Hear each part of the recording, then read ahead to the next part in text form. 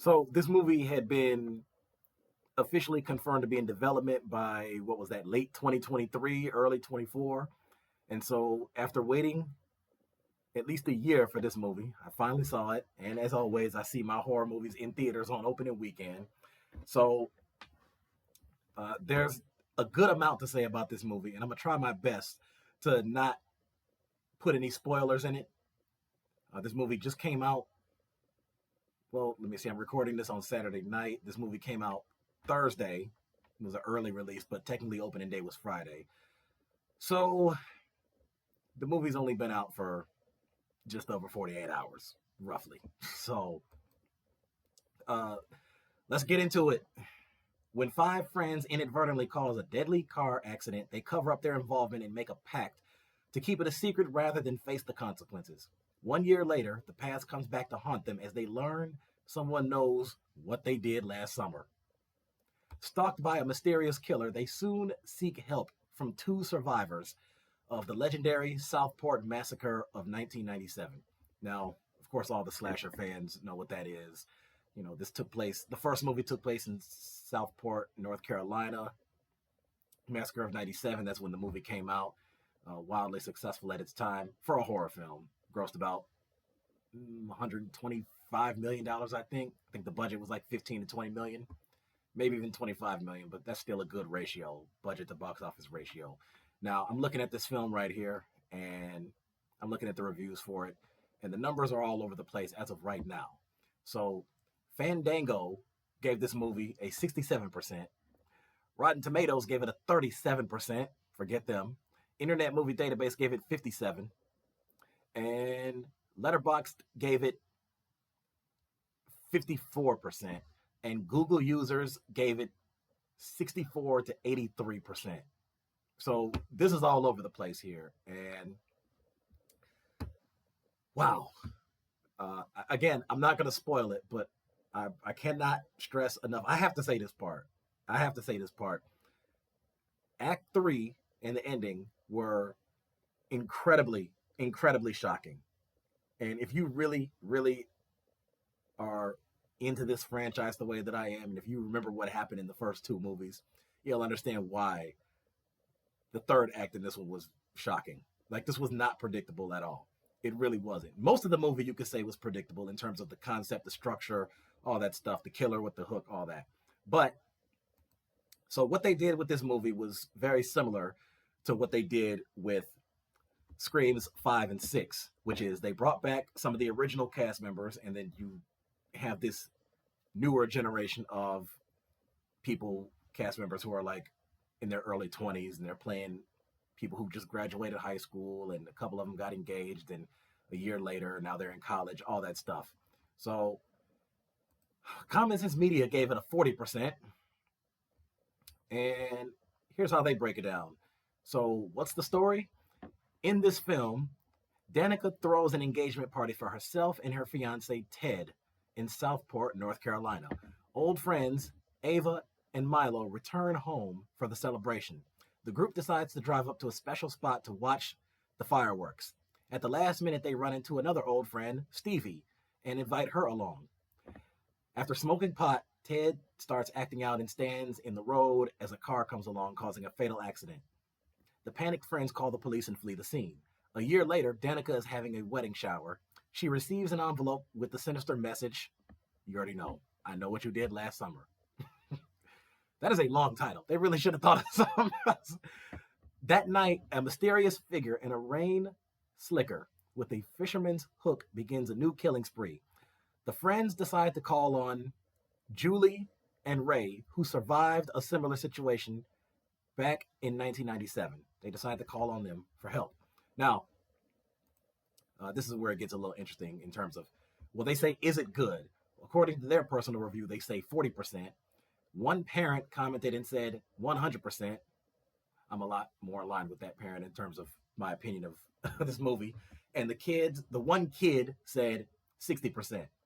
This franchise, all inspired by Lois Duncan's young adult novel, first published in 1973, has never worked, and this terrible tangle of bad logic, bad motivations, and overall greed is no different.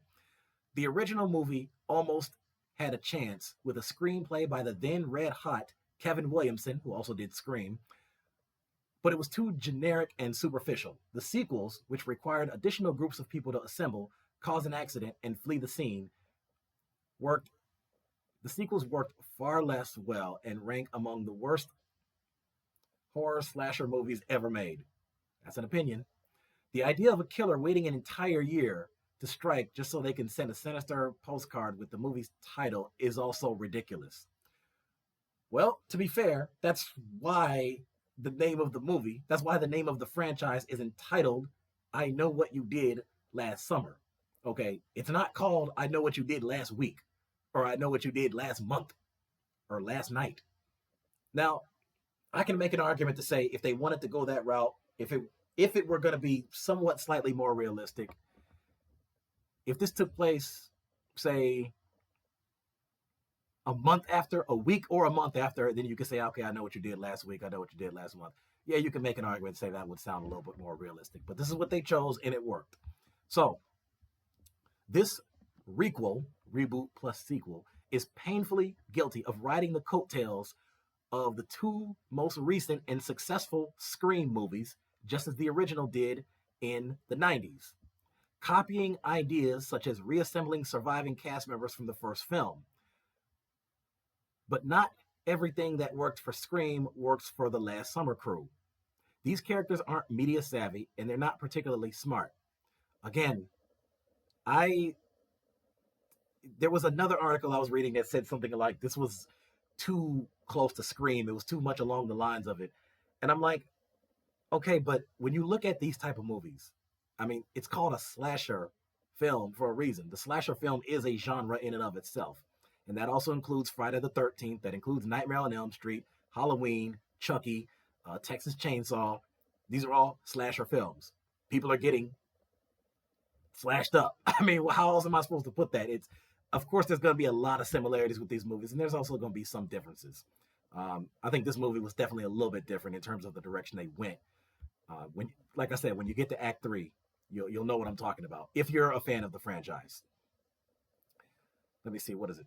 The cast of this film, as with the original 1997 film, consists entirely of conventionally attractive white people without much depth, although Cline, who plays the flighty Danica, adds some delightfully humorous touches to her character. And unlike most horror films, there's a real sense of mourning and guilt here as characters experience regret and trauma over their action and losses. But overall, this film is less like A Day at the Beach than it is A Day in the Pits. Talk to your families about, the violence. How did it make you feel? Not any differently than how a lot of the other slasher films, how it was with the other slasher films. Was it exciting? For me, yes. Was it shocking? Definitely. Act 3, like I said, by the time you get to Act 3, the first two acts, it's thrilling and it's exciting, and there are some slight jump scares, but again, the shock, Act 3 is where the real shock was at. And again, if you saw this movie, you know what I'm talking about. Let me see. What is the appeal of this? Okay, they're asking all the same questions about what they do with it. So, they did as I said, the original cast members mixed in with newer cast. They did bring back. Here's a little bit of a spoiler. And trust me, this doesn't give it away. But so Sarah Michelle Gellar did come back. She was in one scene. She was only there for a good 2 or 3 minutes. It was more of a sequence scene, so kind of similar to like Billy Loomis in the last couple Screams. Jennifer Love Hewitt and Freddie Prinze had reprised their roles as Julie and Ray. You have this new set of cast members. Madelyn Cline plays Danica. We see Chase Wonders plays Ava. Tyriq Withers plays Teddy. Sarah Pidgeon plays Stevie. I know I saw Sarah Pidgeon in another movie or show. I can't remember off top what it was. It must have been one of those recent low-budget things or something. Let me see. You have Gabbriette as Tyler, Austin Nichols as Pastor Judah, and Simone Inman as Jill, and a bunch of other people. So, as far as what I would personally rate this movie, it took me a long time to process what I saw after finishing that movie and looking at the after credit scene, the post credit scene, and I would have to give this movie between a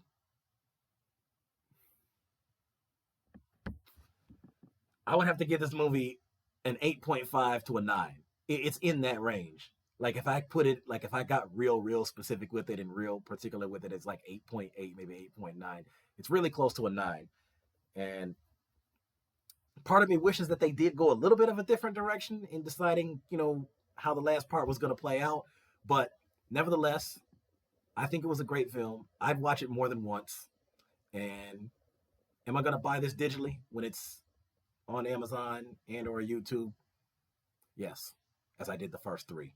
So I gave my review of the first movie a while ago, and I got to do the second and thirds. Of course, I already watched them. I just got to post my reviews of them.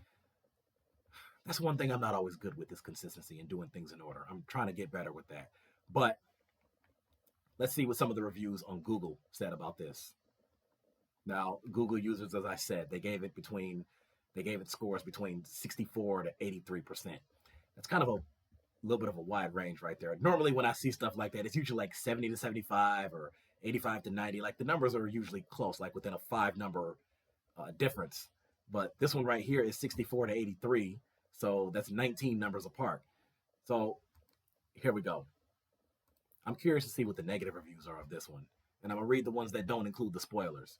So this one right here says, this person gave it a 1 star, 1 out of 5 stars, and said, this sequel/reboot commits 2 sins. It's predictable and it's boring.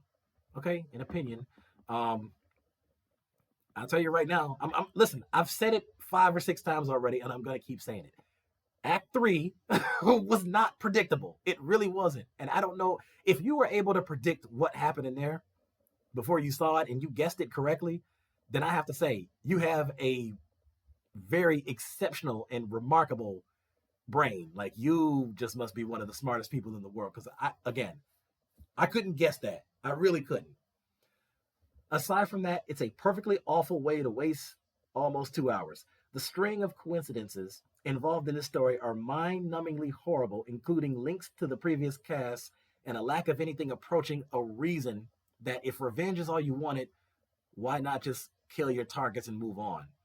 Okay, but that's the thing about all slasher films, though. They do that with all of them. They've done that with the others that I've listed, the Halloweens and the Fridays. I'm sorry, Freddy's and all that stuff. Like, again, if that's all they did, it really wouldn't be a movie. If anything, it'd be more of a commercial. Let me see. The only entertainment is Jennifer Love Hewitt still dealing with killers, and Sarah Michelle Gellar still being attractive. Aside from the OG cast, the current generation clones make you long for more screen time from the originals. Okay. One person says, horrible movie.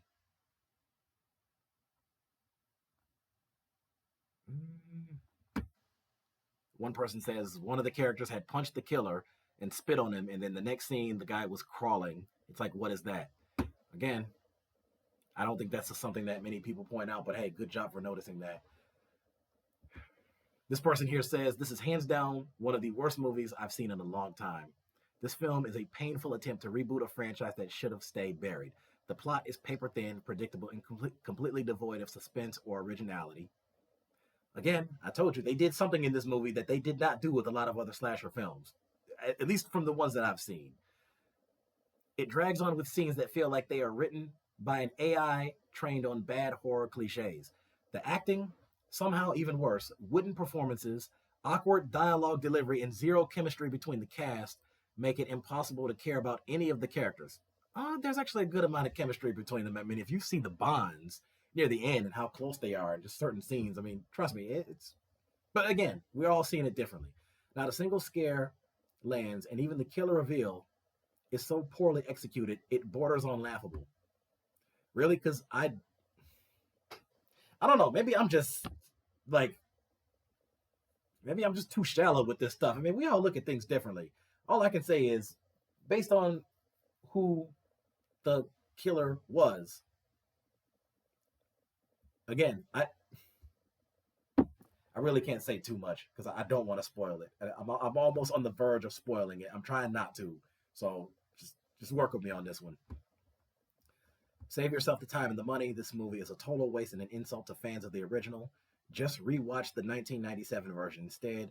At least that would have had charm. Again, if you ask a lot of the hardcore fans, maybe not a good number of the hardcore fans, I know a number of people that have enjoyed this movie as much as they enjoyed the original, if not roughly equal, but nearly as equal or almost. So that's the gist of some of the negative reviews on it, and then here's the positives. The positives is this is one of the best remakes / sequels in recent history. It truly captured the spirit of a 90s thrill. While a few twists were predictable, the film struck a great balance between nostalgia and fresh storytelling. Seeing Sarah Michelle Gellar, Jennifer Love Hewitt, and Freddie Prinze back on screen together was an absolute treat. I'm so glad they saved her appearance for the actual film instead of spoiling it in the trailer. It made for a perfect surprise. The cast was strong across the board, and after the letdown of Jurassic World Rebirth, this was exactly the kind of fun, satisfying movie I needed. I thought Jurassic World Rebirth was okay. I think I gave that movie like a 7.5-ish, maybe close to an 8, but I'm going to do my review of that later on. This person says, I think this movie was amazing. I'm probably one of the toughest critics when it comes to reviewing movies from the new ones to the original ones, and I love the well-blended take on Jennifer Love Hewitt and Freddie Prinze in the new cast. It really kind of brought a nostalgic feel to it. Bring me back to when I was 13 and I saw the original one. Definitely 5 stars for me here. This person says, great with nostalgia, great acting, all of that. So, again, if I had to give this movie, it's between an 8.5 to a 9. Like I said, maybe 8.8, 8.9. I think the film was very well done. The budget on this film is $18 million. And because the movie just came out a couple days ago, it sits at a box office right now of about $6 million. Now, as I said before, I knew that this movie was in trouble for a couple reasons. One, actually, it's not a couple reasons. I'll take that back. A couple reasons. So nowadays, movies aren't in theaters that long. A movie at this point, at this very late date, is going to be lucky if it's in theaters for even 2 months. This movie came out July 18th, so I imagine it's probably going to be done with its theatrical run by the first week of August. Let me see, July 18th. What is that? 3 weeks? This thing is taking too long to pull up. Let me just look at my calendar right here. So 1, 2, it'll probably be out of theaters by August 1st. It might be lucky if it survives till August 8th.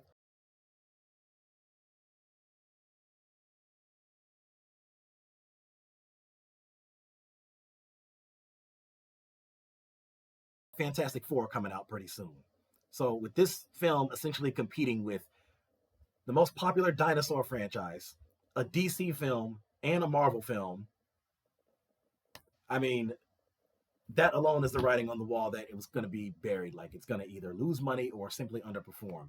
Now, in order for this movie to be a success, it has to gross at least $36 million globally. Right now, it's only at $6 million. And if I had to guess, I'd say right now it'd be, what do I think the ending number will be for the box office? It looks like it might be 20 to 25 million, but hey, I could be wrong. It could be way worse than that. It could be way better than that. It might get lucky enough to get 45, 50 million. And if they get at least 36 million, that means they doubled their budget. So, I don't know. The movie's still new. There's plenty of time to see it. If you're a fan of this franchise and if you're a fan of slasher films in general, I do think this is a good watch. Like I said, I give it at least an 8.5 out of 10. So, and let's just say that and by the way, if you decide to watch this movie, stay watching the credits because there is a mid-credit scene. So, and that gives you an idea that there's potential for it to be a sequel. And if they do release a sequel, I hope they're not going to wait too long for it. Hopefully it comes out by next year. So that's what I have to say about this movie. I really liked it. And do I think the first one is still the very best out this franchise? Yes, by a little bit. But you watch the movie, judge for yourself. If you're watching this on Facebook, the link to my YouTube is in the comment section. Go to my About section. I have the links to my other stuff as well. Twitter, Blue Sky, Instagram, TikTok. And if you're already watching this on YouTube, help me out, give me a subscription. And I'm trying to reach 500 subscribers by the end of the year. Right now I'm at 427, so help me out. And that's about it. So stay tuned.